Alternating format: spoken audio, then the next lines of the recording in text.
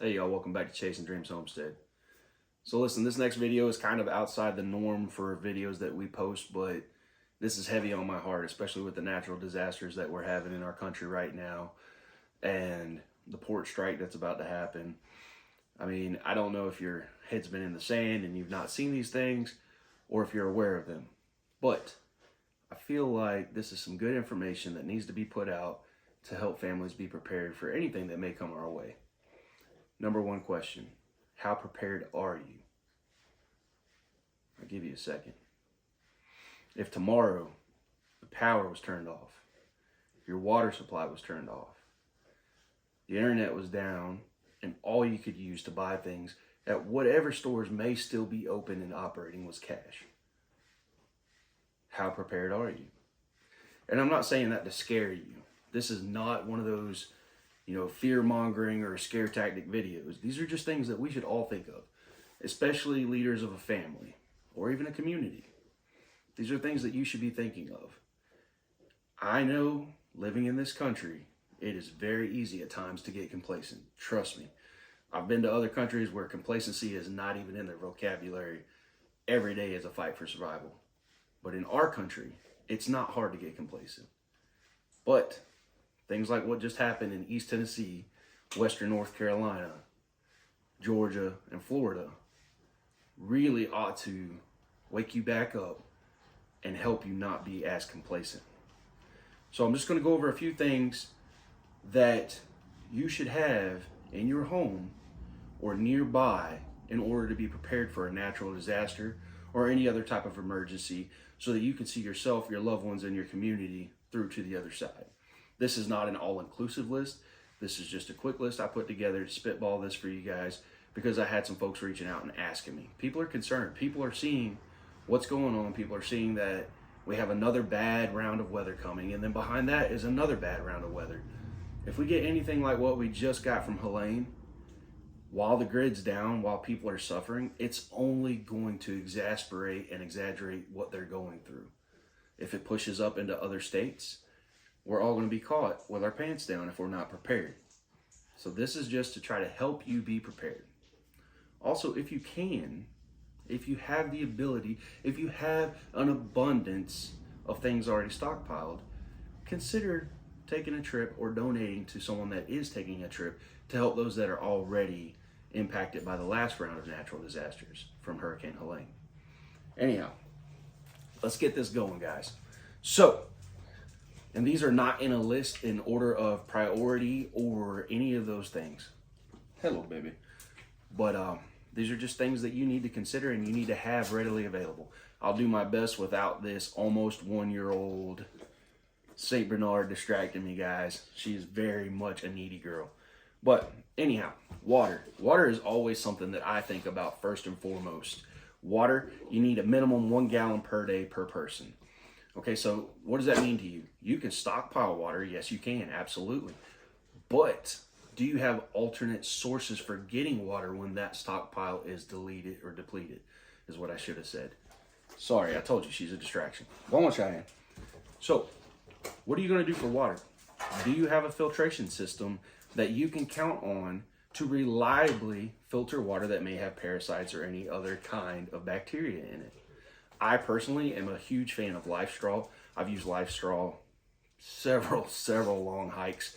It's to get me between trailheads where I've had caches of water. But knowing that, okay, I've got 15 miles, it's a hot, humid day, I'm only going to carry so much water because of the weight of the water. I need an ability to get water along this path. I've always had a Life Straw with me. They work great. They're trusted. They're reliable.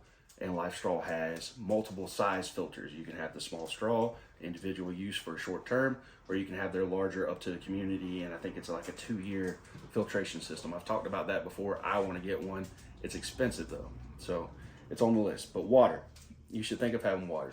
One thing that we did was obviously we have water stored, but we always wanted a property that had a water source on it. So what does that mean?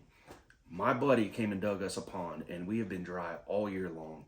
It has been a very dry year as soon as spring started. He dug us a pond, and Helene filled it up. So now I have about 30 to 40,000 gallons of water that I can filter at any given time. I can use that water for my family. I can use that water for my livestock. So it's something to consider. If you have the ability to put a pond on your property, or if you have a running creek, think about that. That's a water source. If there's a nearby lake that you can get to or stream, that's a water source. So not only be thinking about the water that's at your home or at your caches, but water sources that are natural around you that you can access as well in that kind of situation, especially long-term situations where you deplete what you have stored. Next, non-perishables. Obviously, guys, dry beans, rice, any kind of canned stuff. We did really, really well, and I was very proud of us. And we had a pretty good stockpile built up of things that we had canned and preserved, because obviously store-bought stuff, they add unnecessary ingredients. But like I told my wife, at least some food, even if it's got ingredients that you don't really want to put in your body, is better than starving. So if you got to buy from the store, buy from the store. But just be conscious of the ingredients that are in that food, but go with non-perishables. Stock up on them. Get as much as you can. And here's why I say that. When the pandemic kicked off, we went out like everybody else and got plenty of food. We stocked up because the shutdown was coming. That food, even though we already had food, that food that we bought from the store as surplus food, in 90 days, the cost to get that exact same food was up 20 to 40%, depending on what it was. So even if you don't end up using this stuff and you're rotating it out, what you buy today with the inflation that's going on is still going to save you in the long run. It's one of the reasons we're growing some beef steers, because good Lord, I don't even want to think about what meat's going to cost in 2026. So think about it on that, mindset, that even if you're not really prepping, having bulk stuff right now, like I said, we've got the port strikes about to happen. It's going to be cheaper now than it will be in 90 days, I promise you. So you're saving yourself money. It's just something to think about. Canned meat, y'all. 1 second. So if you can preserve your own meat and it's homegrown meat, it's better for you. If you don't grow your own meat, but your family eats meat, canned meat's a good way to go. Again, be conscious of what is in the meat. They, for whatever reason, like to add unnecessary ingredients. I like Keystone brand. I found that at Walmart. Literally all it has is the meat, water, and sea salt. So that is a very good substitute for your home preservation of meat. Stock up on it. Have you a couple cans readily available. You know your family's needs and how much you eat. Be ready. Whatever you think you're going to need, get more. I promise you.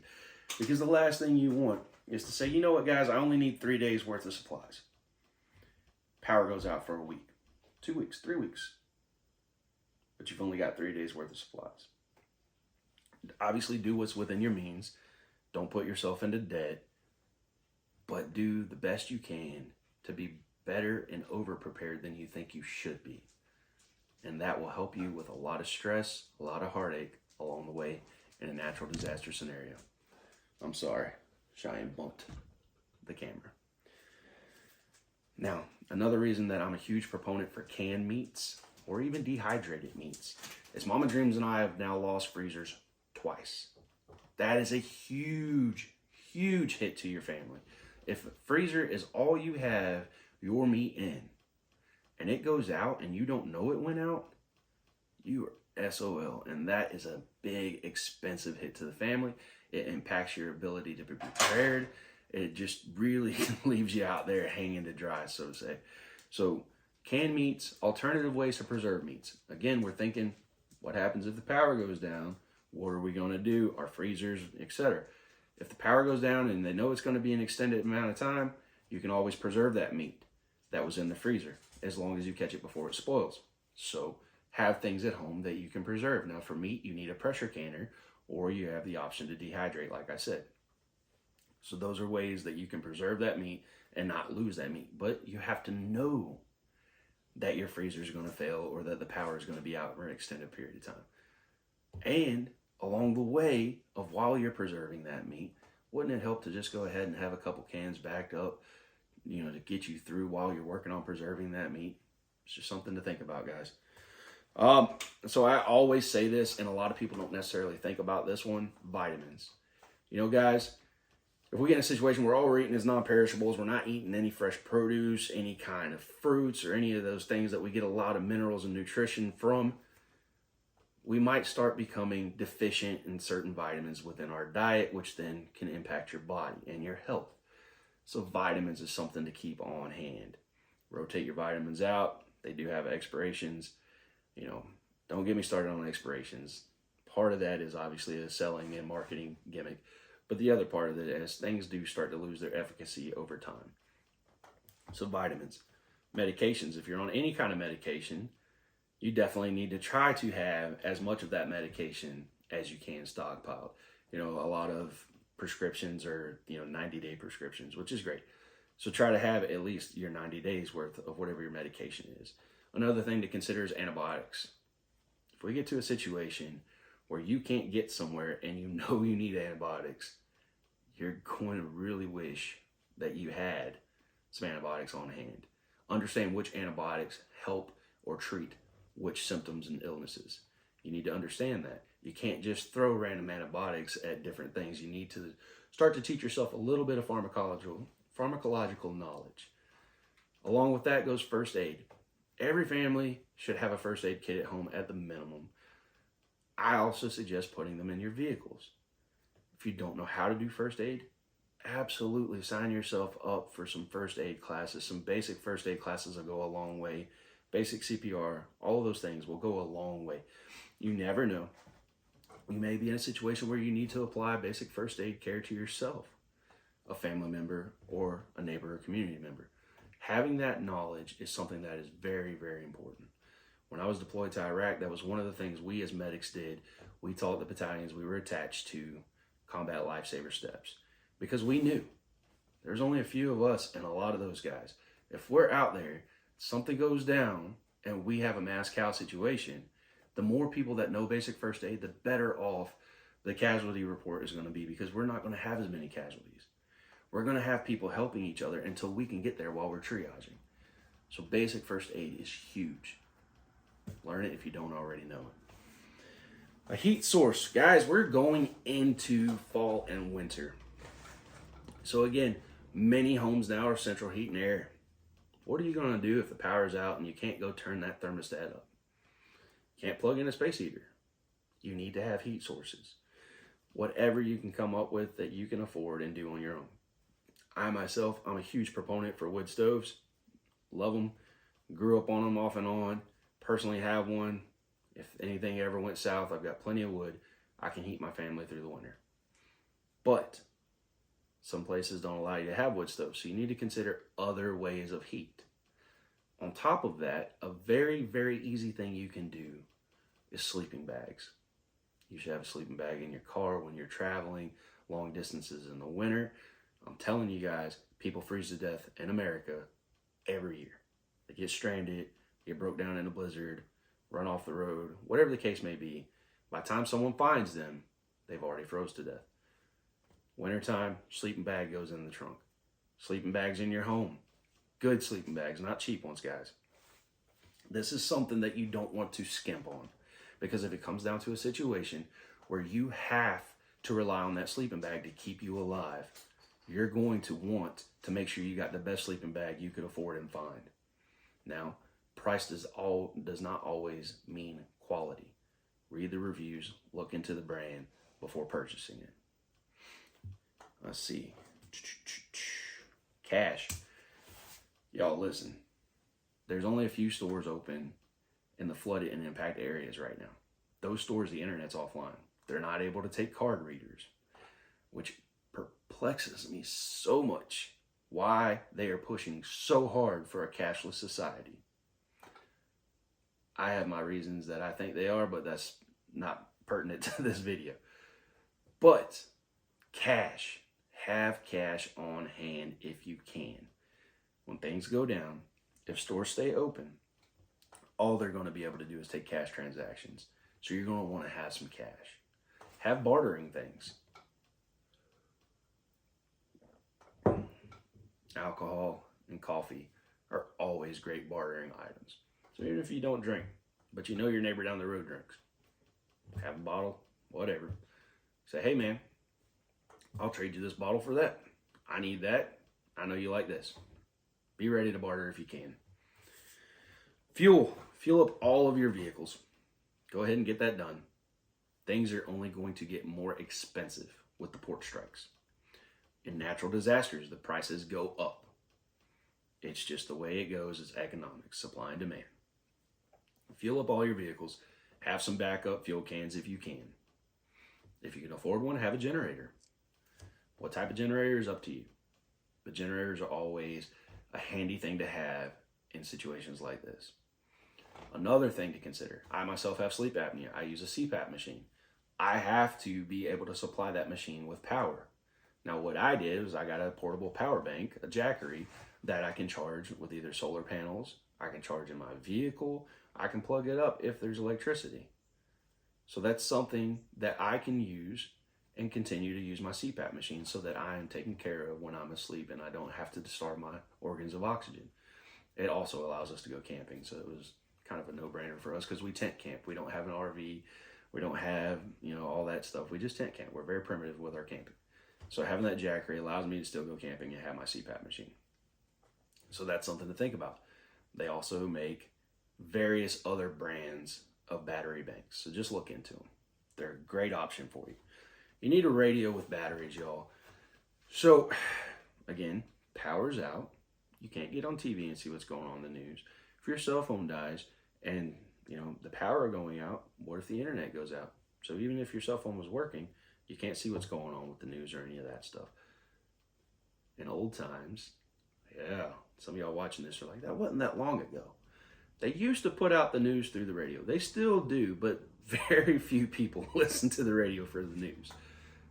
Have that ability. Have an old-fashioned radio with an antenna and batteries. Power goes out, you slap your C or D batteries in that dude, you turn it on, you find the station that's broadcasting and letting you know information.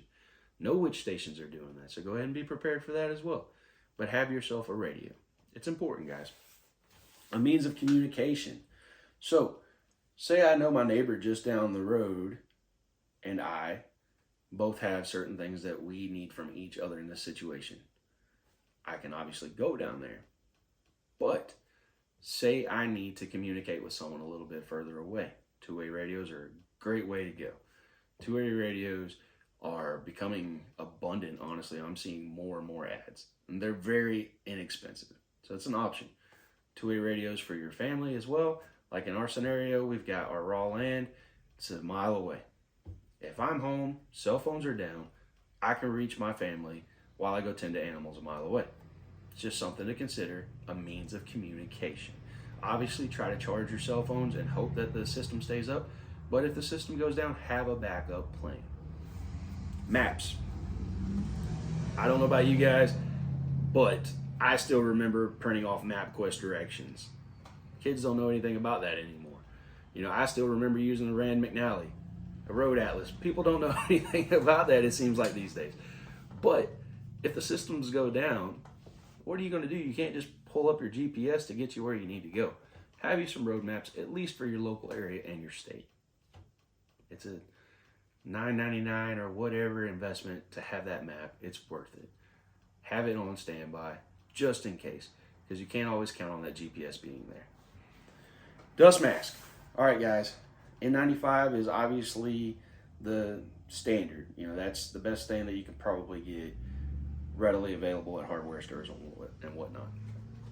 Dust masks are very important, though. And I myself am guilty for not wearing them as often as I should.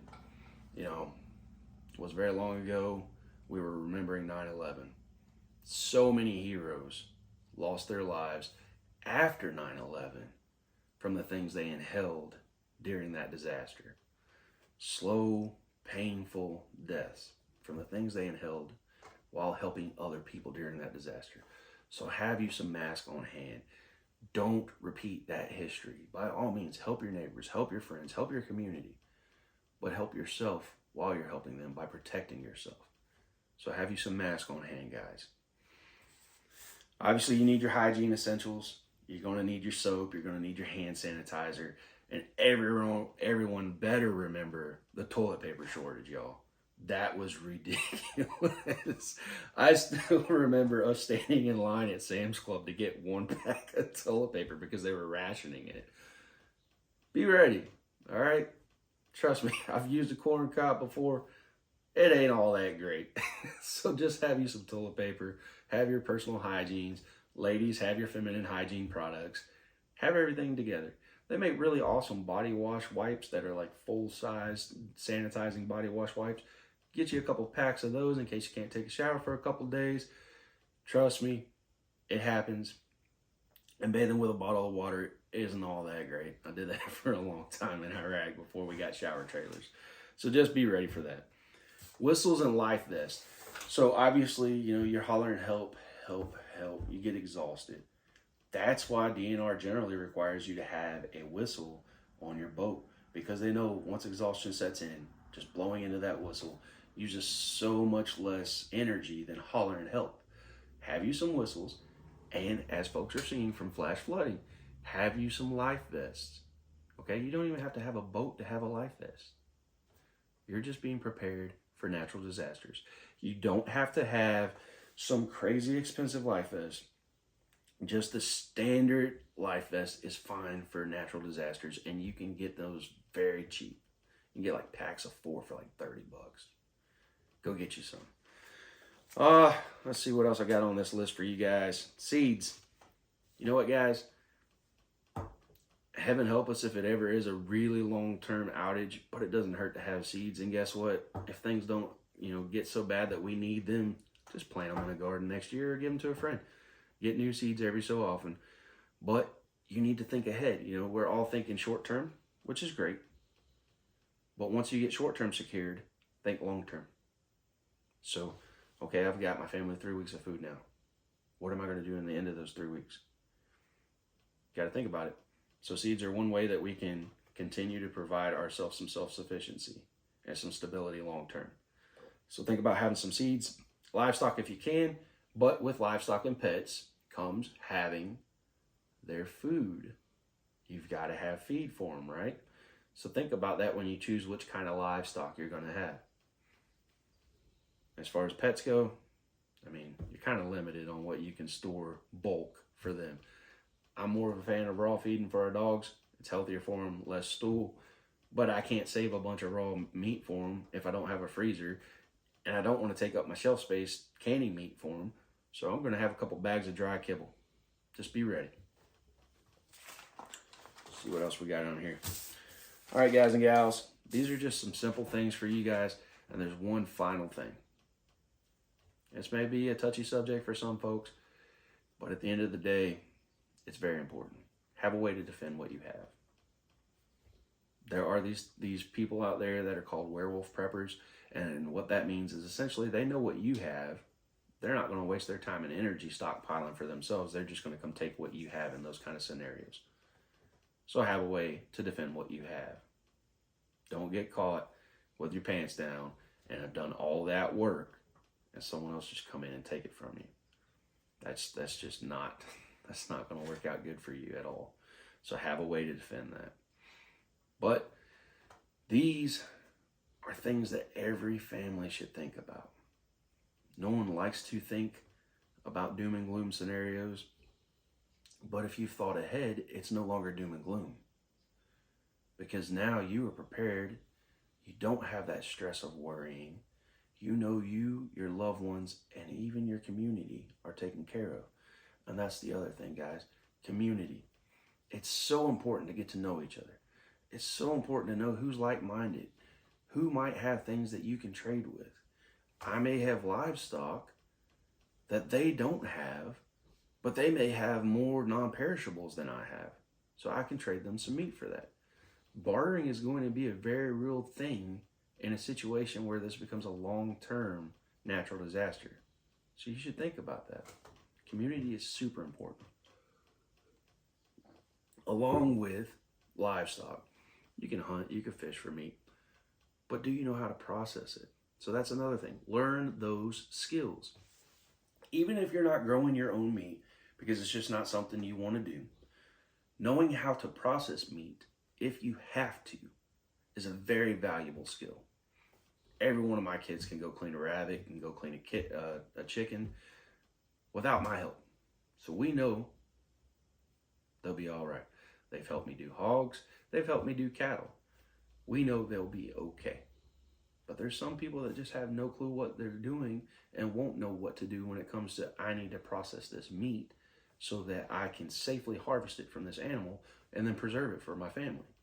So learn those skills. If there's skills you don't have that you think would apply to this kind of scenario, learn them while you can. It's so much better to learn it before you need it than to try to find someone to teach it to you when you need it. I hope this helps you guys out. Like I said, this is not an all-inclusive list. These are just some things, immediate things that you should be thinking about. That's just from me to you, and that's because I care.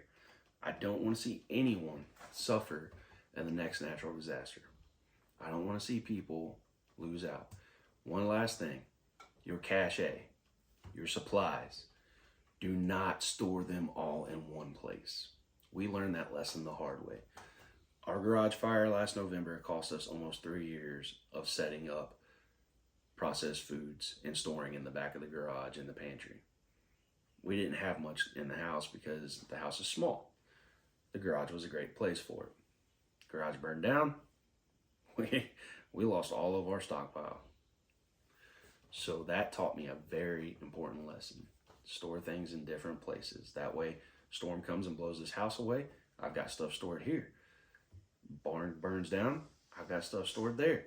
Move it all around. Don't put all your eggs in one basket. That's important, guys. But again, this isn't the kind of video we normally shoot. It's just one that we wanted to make to help people out. I hope it did. If you've got any other preps that you would recommend, drop them in the comments, help people out. As always, y'all, till next time, keep dreaming.